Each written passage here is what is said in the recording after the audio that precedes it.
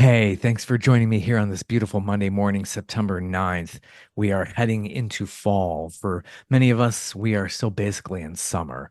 It is still sweltering here in the southeastern US as I speak. It's usually, we don't get a break really, as I've probably said many times here before, probably not until like the middle of October from this crazy heat. And it's been one crazy summer. Today is also known as California Admission Day. It was the day that California was admitted into the Union as a state.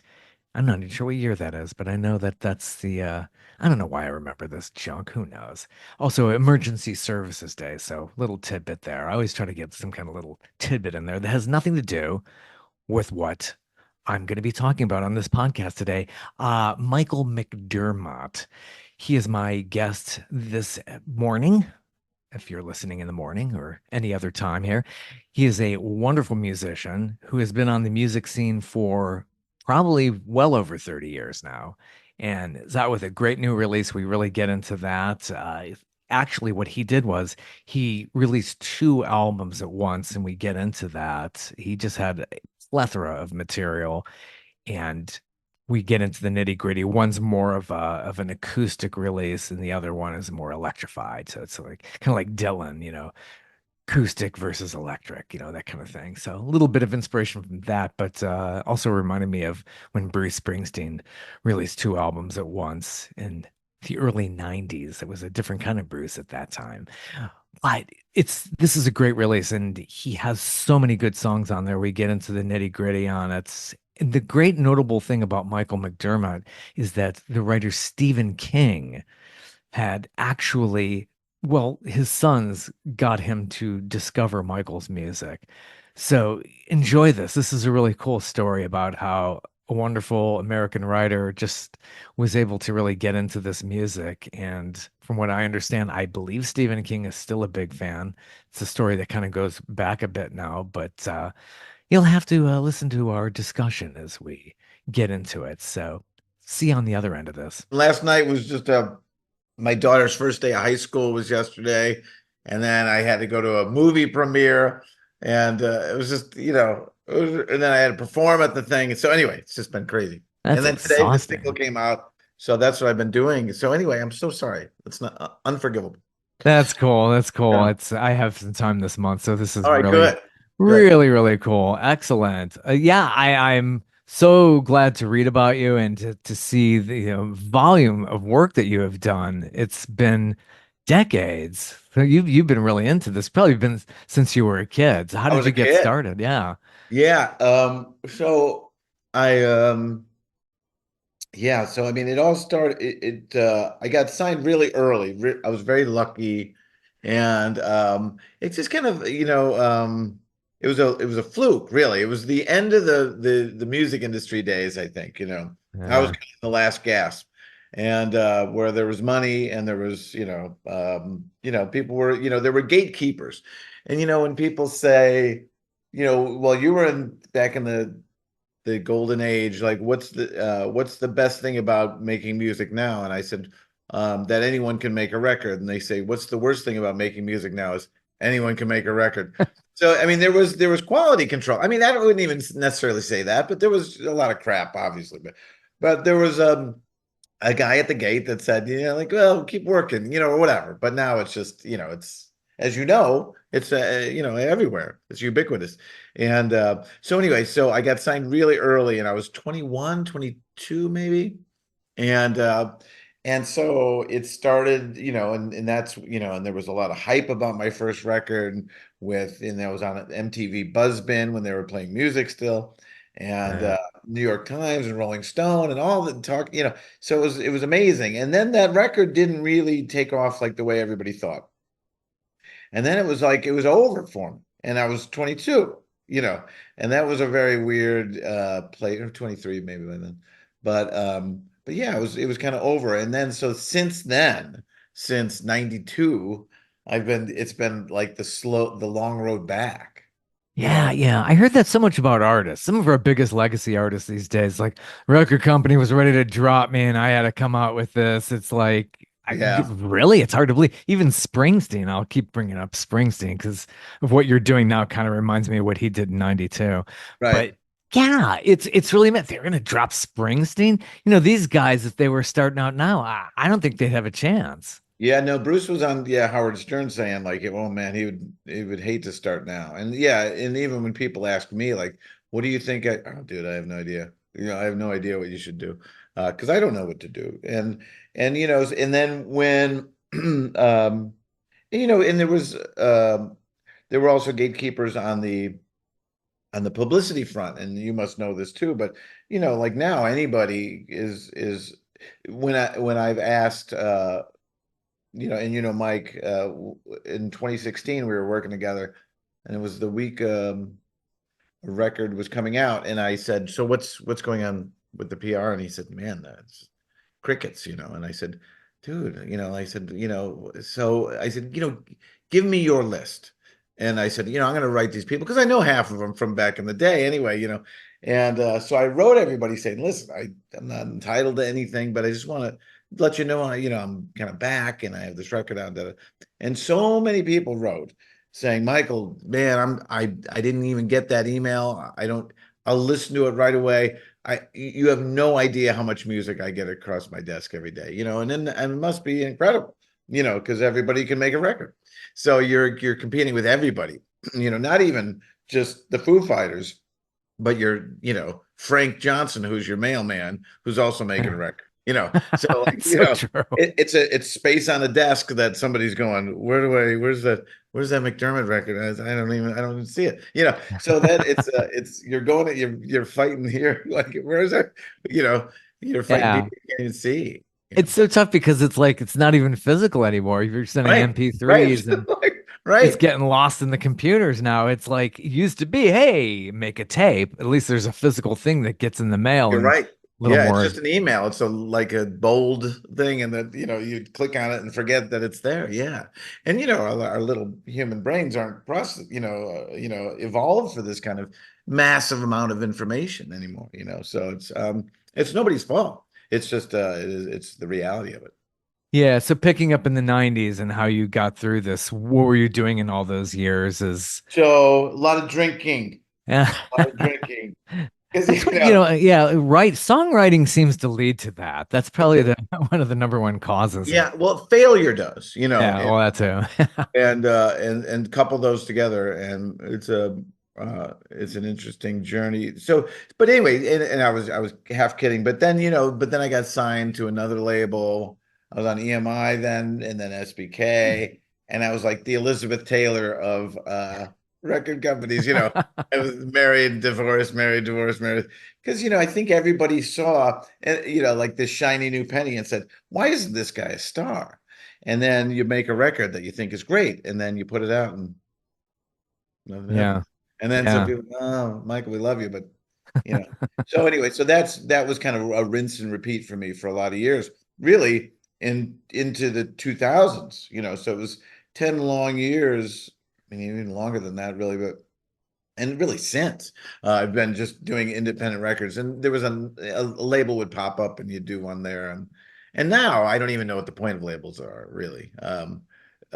So I don't I have a couple in Europe, but that's just because it's shipping and all that stuff. But yeah, so since then, really, I've just been doing DIYing it, and and there's every time you think you're about to ready to fold your hand, there's something happens and keeps you going, and you look for clues and signs on the road to tell you that you're still going in the right direction. But it's just it's become a process now. And now once I recalibrated my levels of expectations, my life became better, because I think I was caught up in that. Being 22, you're the next Dylan. You're they're putting tons of money into you, and have all this quick notoriety, and then when it's gone, I was chasing that dragon for a long time. And so since then, it's just and as I've gotten older, I've just I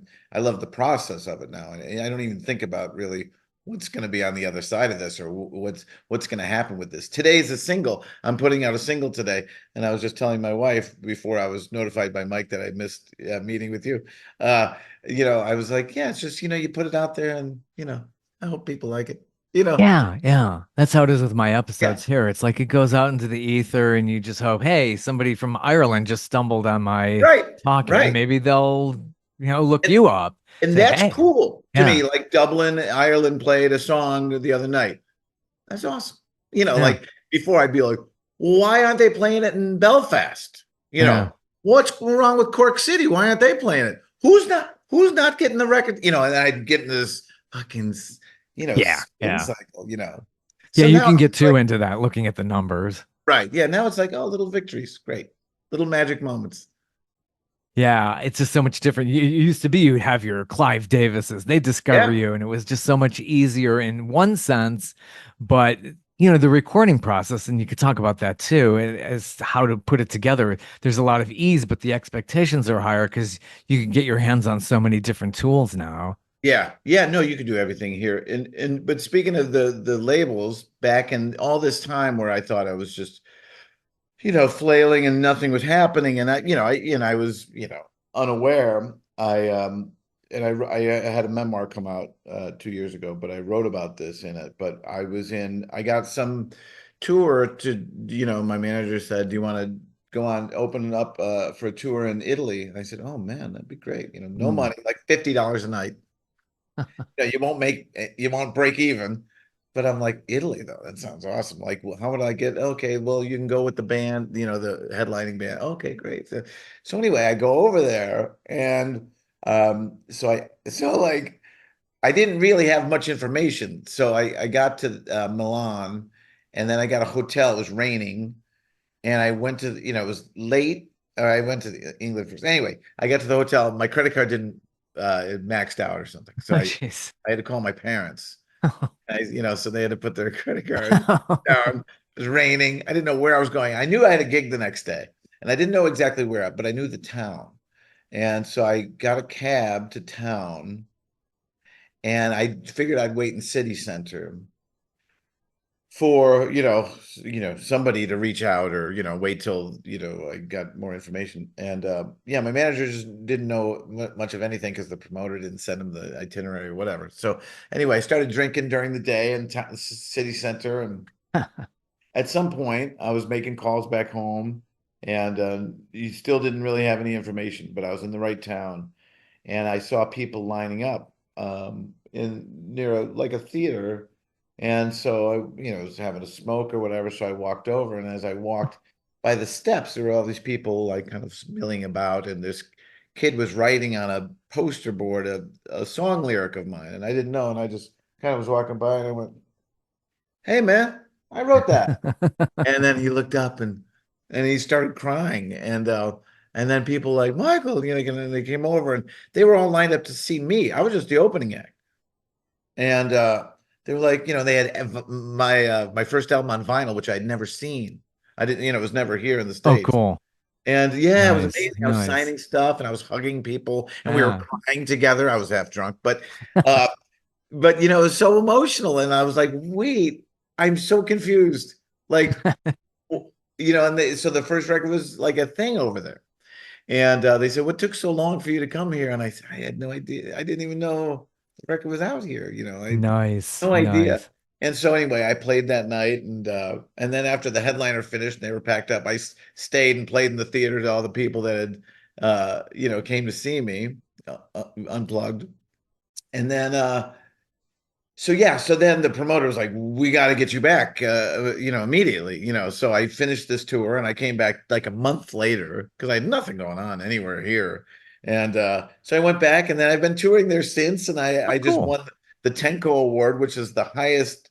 It's a national honor for songwriting over there. Like Tom Waits, Jackson Brown, Leonard Cohen, Nick Cave, Patti Smith. I mean, all the greats have it, and my name's, and that like saved me. That was one of those road signs that I saw that I thought, don't kill yourself yet. Like it's, you're something's happening. And so, there were always those little nuggets of crumbs from the table that I was able to go to build on. And so yeah, it was amazing. It was a miracle, really. It was a lifesaver. And it was before I met my wife and before I got sober. And it was like a life preserver. It was a life ring that was thrown to me. How long have you been sober now? 10 years. Yeah, 10 years in Excellent. January. Congrats. Yeah, Yeah. yeah, It's the best thing. It really is. Because yeah, I've heard so many stories and yeah. people struggling, and it could really just do you in and Yeah, do so well, much damage. yeah, I was a drug addict, and in 2004 I was facing 3 to 6 years in prison, and the wheels had come off the cart by that point. And but then like Italy happens, and Yeah, yeah. In the unexpected places. Whoever would have thought? yeah. No, I didn't know, that it was just that it was that they and then knew all the lyrics, and like it was just so weird to me. It was beautiful, and I ended up getting married in Italy too. So because it just felt like that was a place Oh. of my second life, kind of. Yeah, that's Italy's just great for that. I Yeah, remember being at the Colosseum and I thought I saw more than one or two proposals there. It's a great place to do that. I bet my manager on that trip when I finally told him what happened. I was like, dude, you wouldn't believe this. And he told me he's passed away. He died in an accident, actually. But Ooh. uh, he told me, he's like, and I said, yeah, I think I might go to the Coliseum and see it. He's like, you know what they used to do? There used to be slaves there, and they would fight to get their free. And I said, dude, I've seen Gladiator. I don't know what like. It's not, don't act like you read some history book. I mean, so, There's the whole history of it I like know, I know, that. but it was so funny. Like, but he was like platitudinal about it, like he was like revealing something. Like, no way. Like, but it was like, yeah, dude. I mean, I think this was the same year Gladiator came out too. But anyway, Italy is amazing. Yeah, it's and didn't go this year, but and then when the award thing happened, I mean, that was just another dreamy moment. Like, Yeah. wait, what? Yeah, Yeah.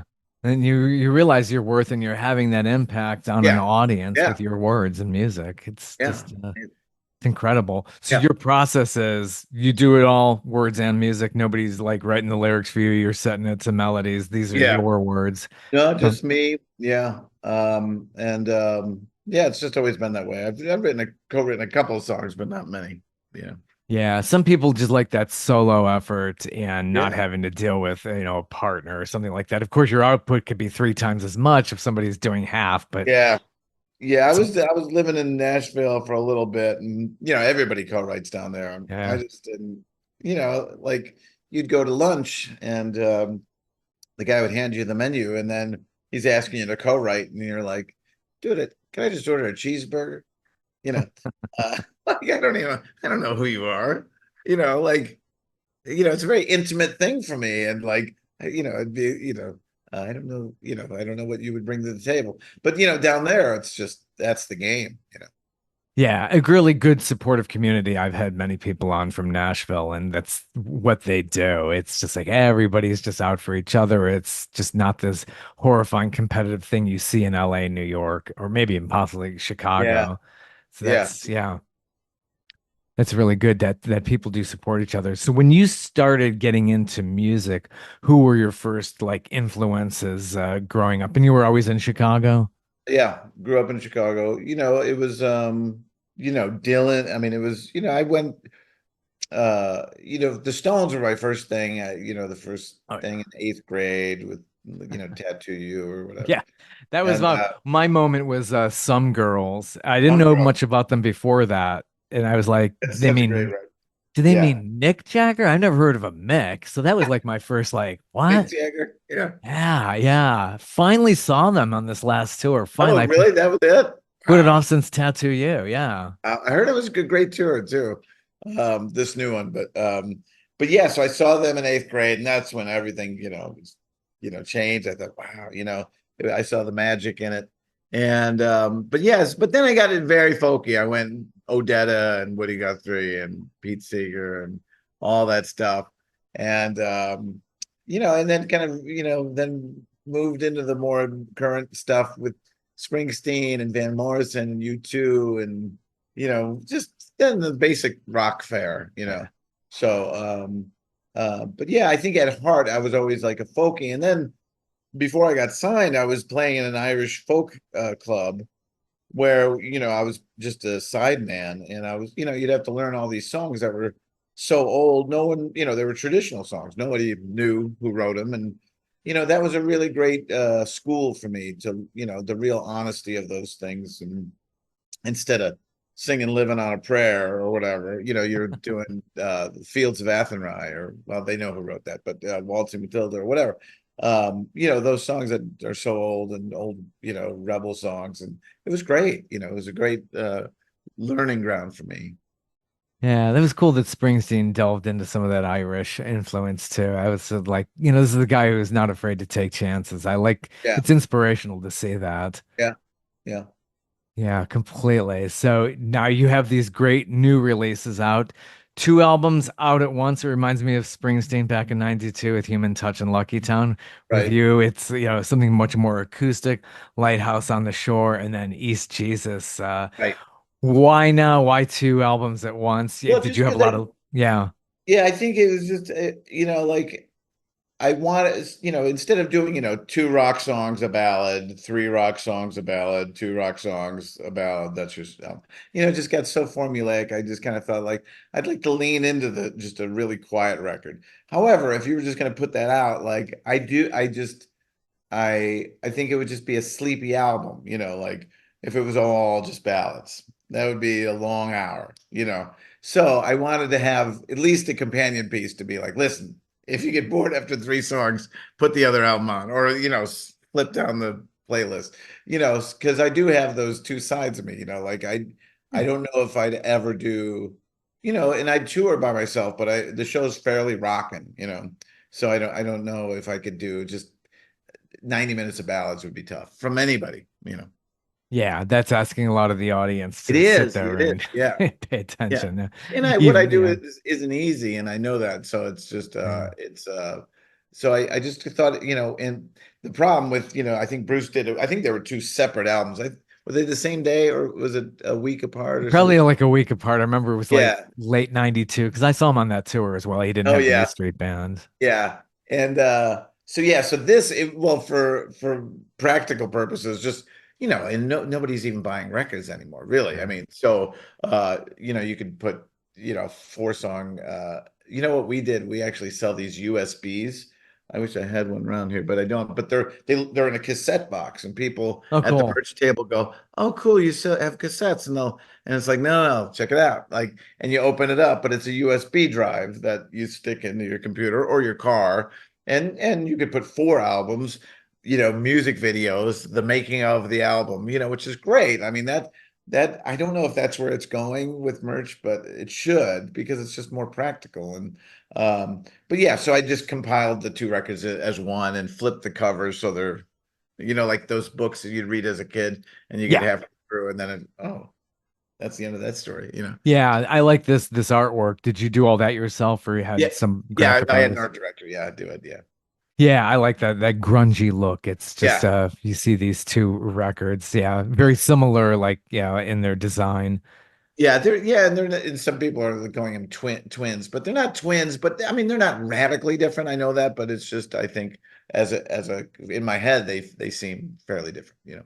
Yeah, and you got somebody very close with you, does vocals and fiddle, your wife, who Yeah, is an Heather. Yeah, artist in her yes, own right. yes, yeah. So I mean, she's done, and the studio's in where I am here is so.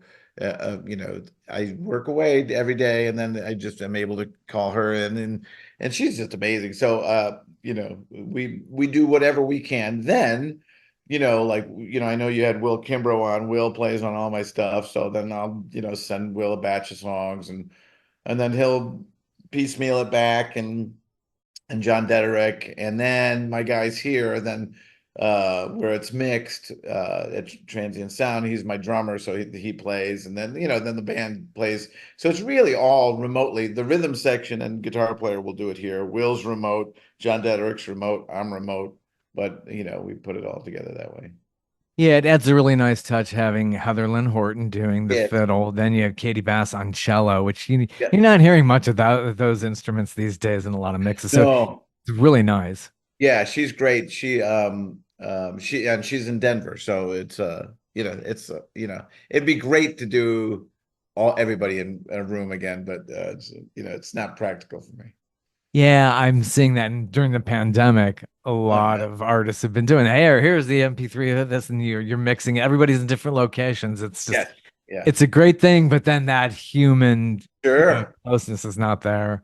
Yeah, absolutely. Yeah, it's weird. So 2 records ago, we did a few songs all together. It was fun, and it's fast. I mean, it's just so much faster, which is nice, as opposed to because sometimes you spend too much time. You get in your own way.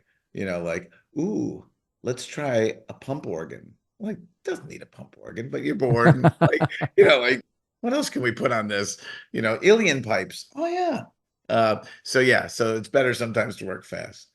I feel like a little bit of that Gen X feel with a lot of this stuff too. I feel like there's a little Bon Jovi vibe going on around there, at least vocally. It kind of reminds me Oh, of that. oh, okay. I Yeah, kind of do feel that. I don't know yeah. why Bon Jovi's on the mind, but yeah, I I don't probably just know. heard an interview. Yeah, oh, did you? Okay. Yeah, I don't know. I was never a fan of his, but yeah. That's funny. I just think vocal stylings. I was like, I don't no, not in the construction of the songs or the writing. Yeah, Bon Jovi's Yeah, that's a totally Jersey thing. yeah, Very, very into it. yeah. Yeah, great title track, Lighthouse. It's really, really just a beautifully interwoven song. I'm Oh, the song? Oh, thanks. Yeah. yeah, yeah. And you record in Chicago, you got your own studio. Yeah, in this room. This is it. Yeah. That's This is it, all great. of it. Yeah, Yeah. yeah. It's just a attachment to the house that we live in. Yeah. And is that what's called Pauper Sky? Yeah. But yeah, that was an old song that is like it became a fan board or something, and then it just kind of took on a life of its own. Yeah. Very, very, yeah. It just really it's just amazing how you were able to just be able to put out two albums at once like this and make Yeah. them radically different. I'm really enjoying East Jesus. It's just where does the title track come from on that one? Well, that was it was I think it came from a night that my daughter had some friends over, I remember, and it's a bunch of 14-year-old girls, and I didn't know where to go. There was a lot of girls laughing and screaming and all that. So I came out here, and I remember it's just like just got incredibly like I was just hit. It was got very emotional, a crippling kind of emotion, and it was like I don't know if it was a sense of relief or dread or what. And then as I was here and having fits, like I remember thinking like, with my addiction and sobriety, and I was thinking, it's like you know, it is a one day at a time program, but you put on these a facade of things that everything's good, how you doing, man? Yeah, good. But I as I was debilitatingly weeping, I thought the greatest mistake a man can make is thinking the war is over. Like it'll never be really over for me.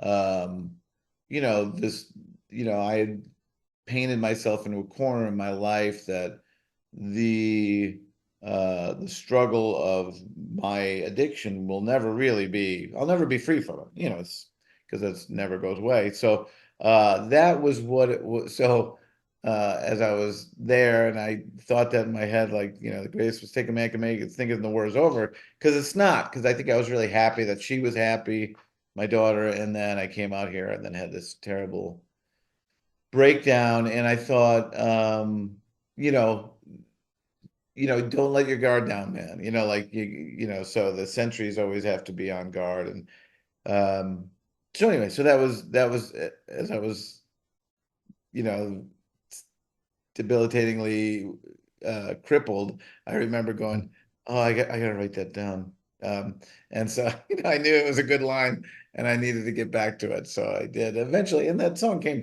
pretty fast, really. It was just just like, the East Jesus within everybody, the thing we push stuff down into and we hide stuff, and the closet under the stairs, like up here, like all quiet on the Western Front, like everything's good.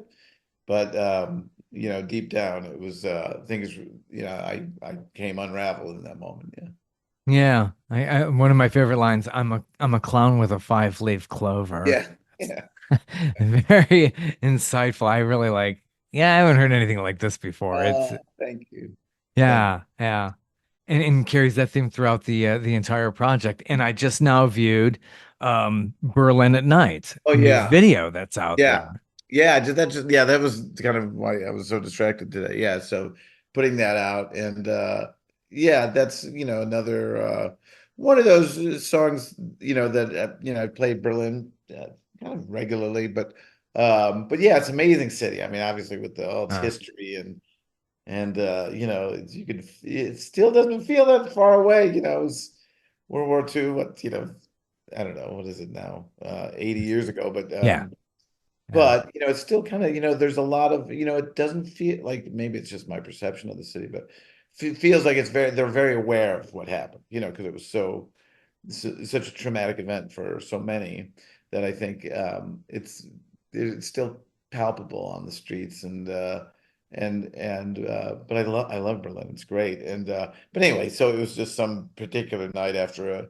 not so great gig that we I was driving, and I just had that line that usually the city always seemed very bright to me, and then this one particular day I was like, who turned the lights off? And so yeah, and I just thought about that in terms of, relationships, or life in general, how it could be, beautiful and mysterious and traumatic, and we carry these things around, and even though they're a long time ago, they somehow wounds still can seem very fresh, and so that's just kind of what that song is. Yeah, I think over in that part of the world, they remember their history a whole lot Yeah, more. Here in the States, we tear things yeah. down, especially I'm here in the Atlanta area. We just tear All things right. down. Yeah, they teach real history over there, like, it'd be like if, we don't want to talk about slavery, but can you imagine if suddenly there was a news story like, in Germany, they're not discussing the World War II anymore? Like, we'd be like, what is that? That's insanity. Like burying your history. But, that's what many in this country are trying to do. Oh yeah, it happens all the time, and especially just in our the fabric of our culture. It's like we're constantly tearing things down, putting new things up, forgetting, all the ugliness. Yeah. It's sure there's a lot of beauty, but we don't talk about the Yeah. imperfections. Yeah, no, he who does not remember the past is condemned to repeat it, So I mean, if you don't want to remember your past, where exactly are you headed? Yeah. You get a little bit more melodic here on East Jesus with Head Full of Rain. Uh, Yeah. that's a nice little change of pace. Yeah. It's yeah, that song is it's so, I'm not a very good flyer. And so yeah, so like, I always have seemingly terrible flying experiences. But I was, like, there's that thing where, like, you're going to the airport, it looks like the apocalypse, and like the wind, and the rain and the sirens, and and there's a funny story about Mike Scott of the Waterboys, but anyway, I won't tell that. Um but yeah, so like, but there's that moment the plane's taking off, you're going through the clouds, the plane's shaking, you hear the overheads, you feel the stress of the metal, and you're bouncing around, going left and right and up and down. And then there's that moment where my favorite moment of flying is you hit that pocket where you're just up above the clouds, and it's blue sky, and it's beautiful. Mhm, And it almost mhm. sounds like the plane turned off.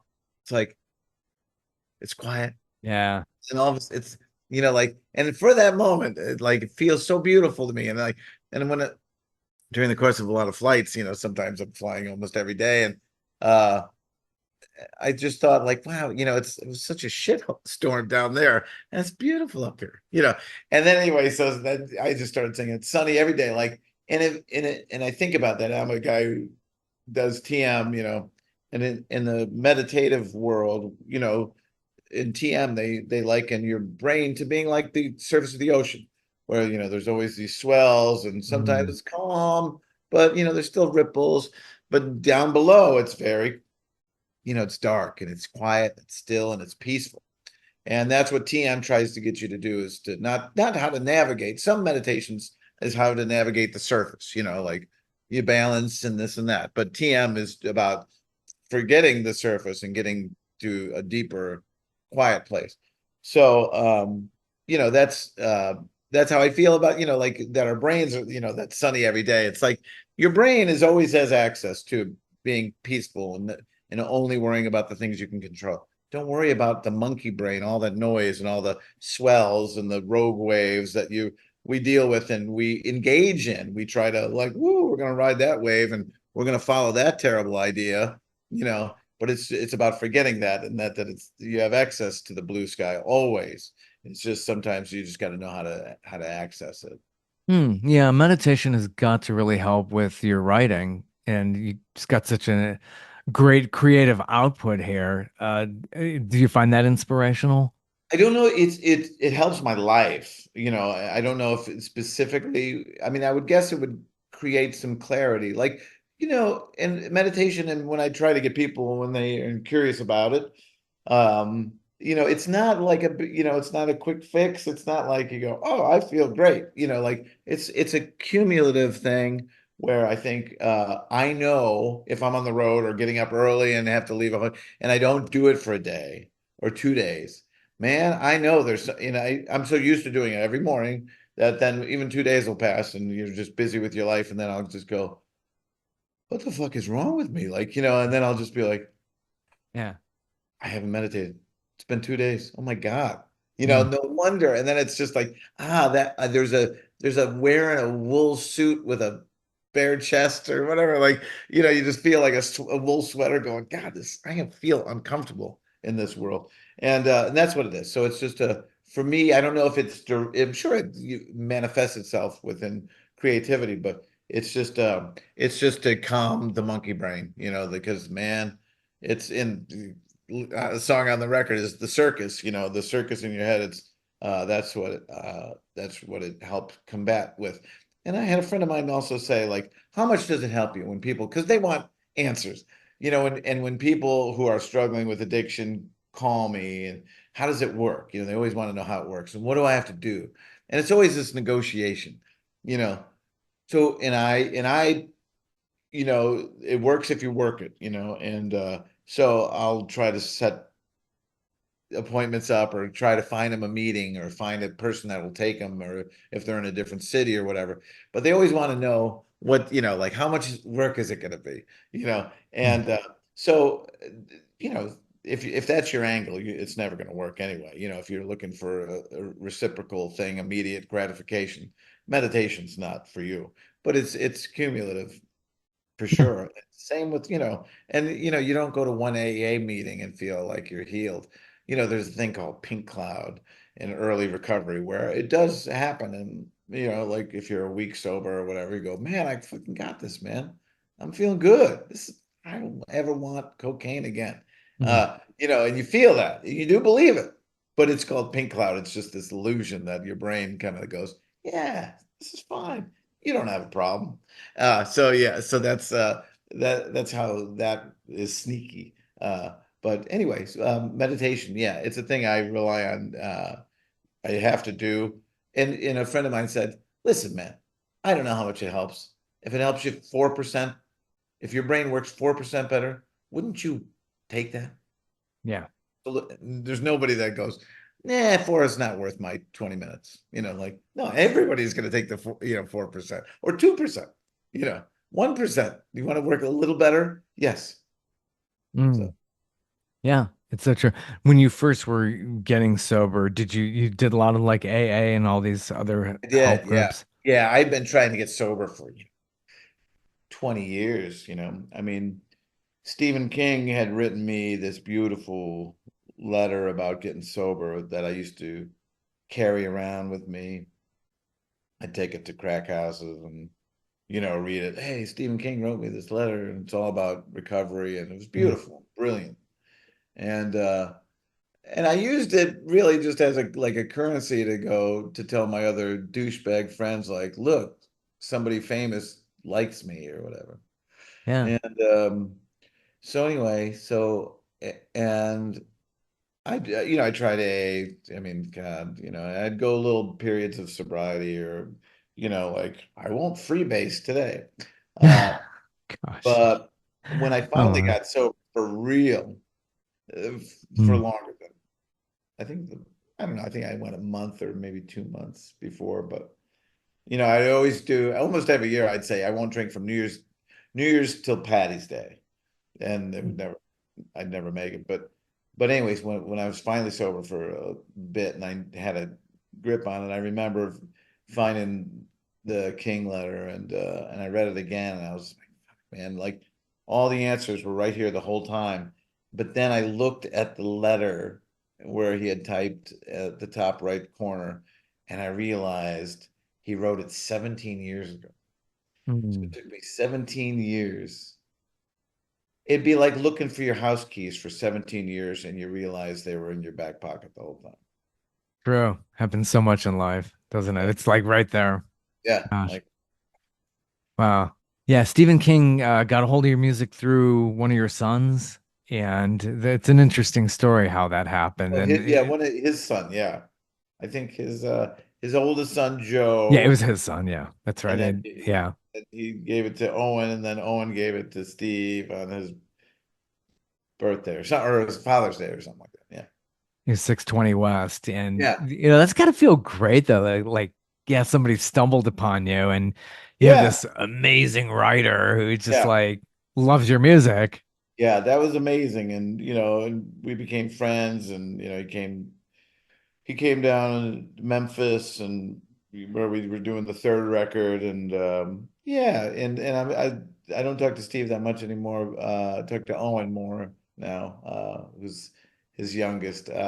But yeah, I mean he's amazing um, but yeah, and I think even after he wrote me that letter, he relapsed. Steve did and Mm. yeah, because he was in that car accident, I think, and then Yeah, looking to dull the pain. yeah. So, but anyway, he's doing good, I'm sure now. But Good, good. Yeah, and very inspirational. You talk about incredible creative outputs. It's basically you would have time to see anybody. He's always yeah, writing. no, he does. I mean, he does. He would, he would, and it's funny talking to somebody that great, and he would, we talk about, our doubts, and he's still, he's still always question whether what you're doing is any good. But yeah, he was like working like, I think his habit is like 6 hours a day. Yeah, That's a long time. Yeah. I that's a mean, long time to be sitting there it is. alone No, with a but computer. I was at the mall the other day and I walked into this bookstore. Bookstores and malls aren't very good, but I looked and I saw the King section and he had two hardcovers and I figured those were the most recent. So I looked at this one and 2024, sure enough, and I put it and I grabbed the other one. It was 2023. But I mean, he wrote two books like in the last 2 years, that, probably 900 pages, you know. So like, yeah, the guy's amazing. He's a machine. Yeah, I think that's got to be very inspirational to see, Yeah. that kind of work being done. He's Yeah. just, incredible. He's been doing it for I more than know. half a century. I know.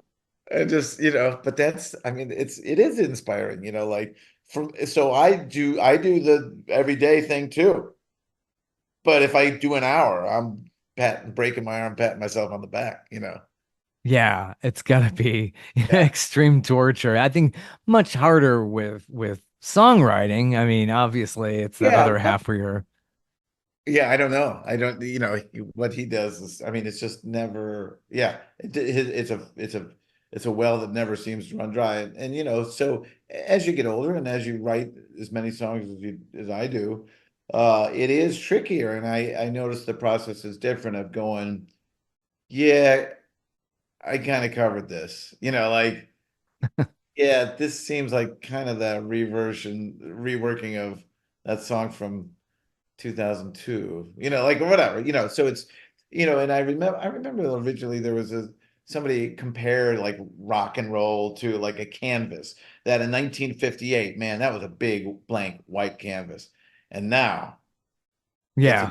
Pollock that there's no canvas left. It's basically just kind of putting something on something. Like you're kind of, I'll take this corner, even though it's already been painted on. I'll try to get a little something in here. Yeah, it is like a Pollock painting. Just throw it all out up there. Just yeah, It's it's just all just where do I go? It's all kind of here. So yeah.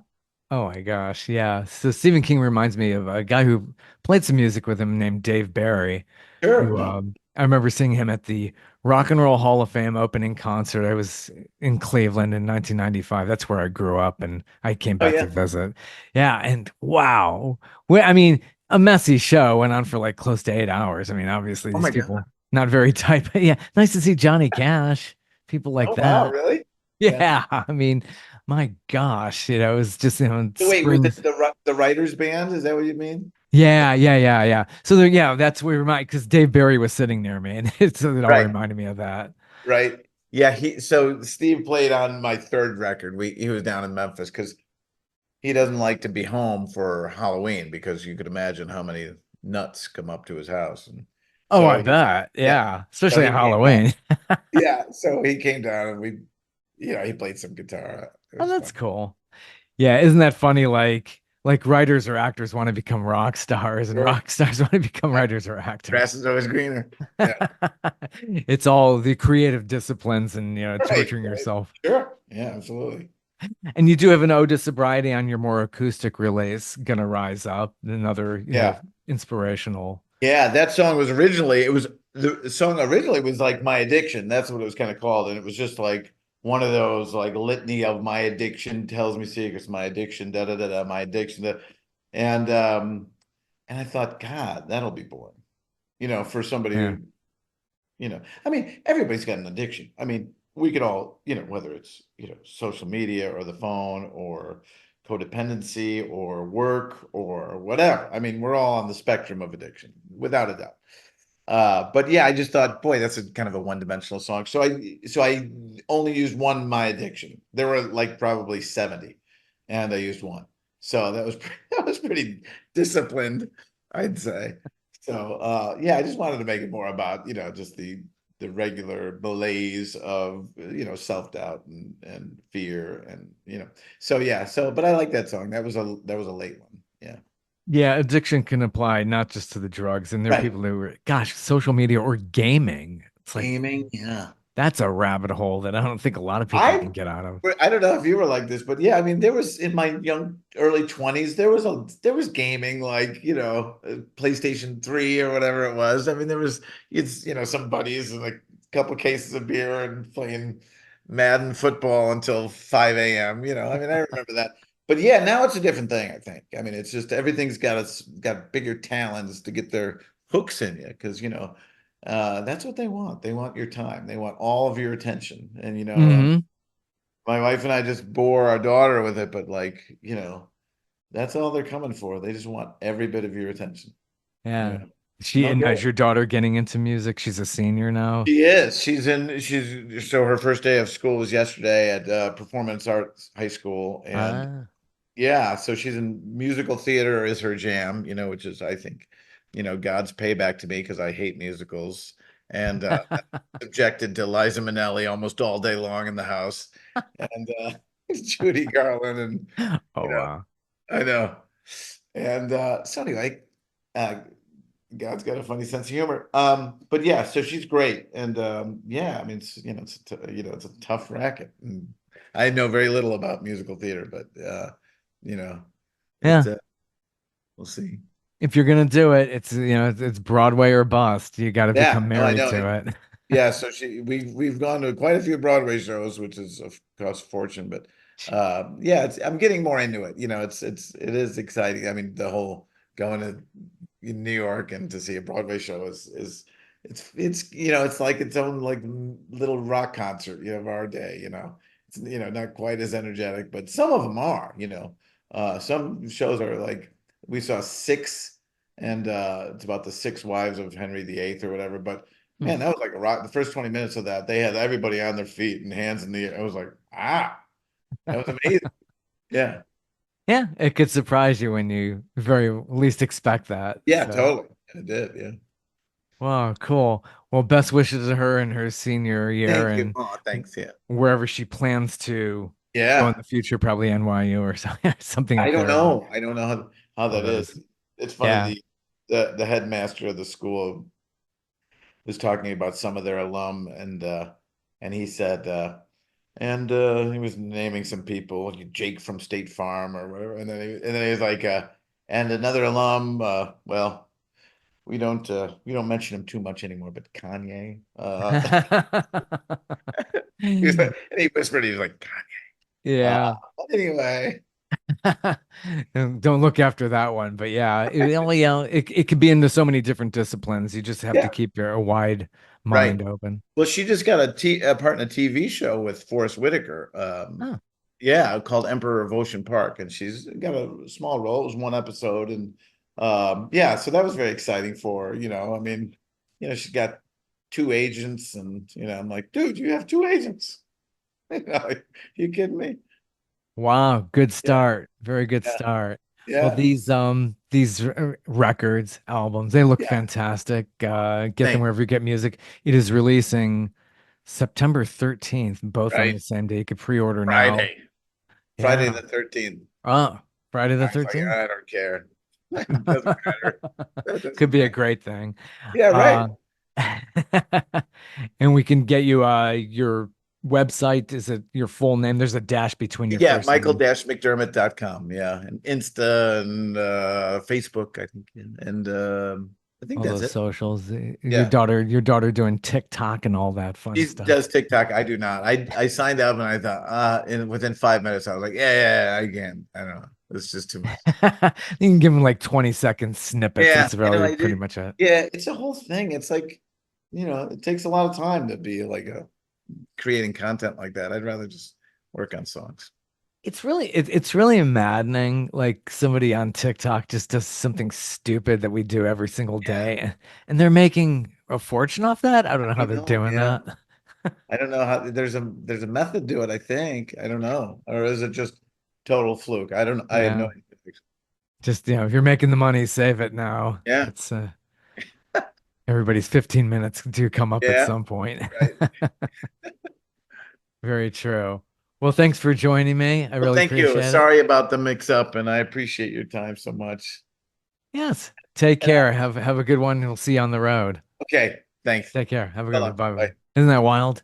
Thank you so much for joining me. We'll be back again probably in about a week after this one. If you look at my podcast list, I'm gonna probably release another one right after this. I usually don't do week to week back to back episodes, but the way it turns out here in September 2024, it's gonna turn out that way. So stay tuned. I have a really good guest coming up on my next podcast episode.